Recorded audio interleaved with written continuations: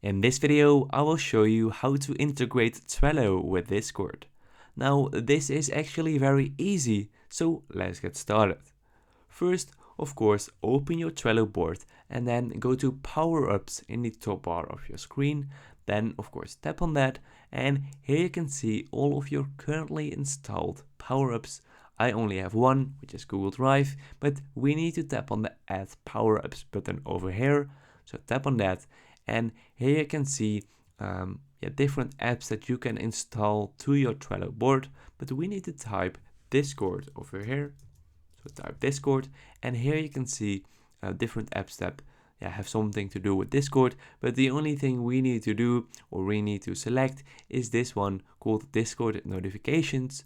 So tap on that, and as you can see, you can connect your Trello board to your Discord server and stay up to date with cards and list changes. Just choose board events you want to be notified about and a channel on your Discord server. It's that easy. So this is a great and also free app which you can install by tapping on Add over here. So just add this, and you need to tap on Add over here. First, of course, read through all of this information because that is quite important. And after you've read through it, you can tap on Add over here. Now, after you've tapped on Add, you can see the settings over here. So tap on that, and then you need to authorize your account. So you can locate the power-up over here by going to power-ups, and here you can see all of your installed power-ups. Then you can go to settings over here, and as you can see, you need to authorize your Discord account. So let's tap on that, and then just tap on authorize over here.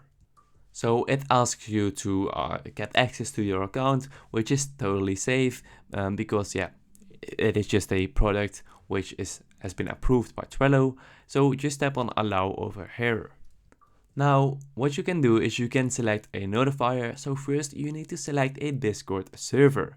So this is a Discord server that notifications will be sent to. So tap on this, and then you can select your own Discord server, and you can select actions that will trigger a notification. So you can uncheck these boxes if you want to, but I'm just going to keep it like this. So select the server and then tap on save.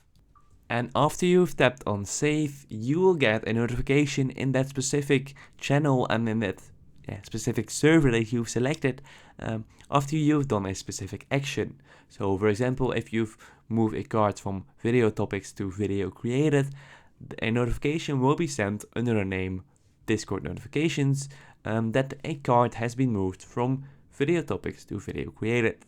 Now, this can be very useful if you want to, get notifications within an app that you use a lot, such as Discord.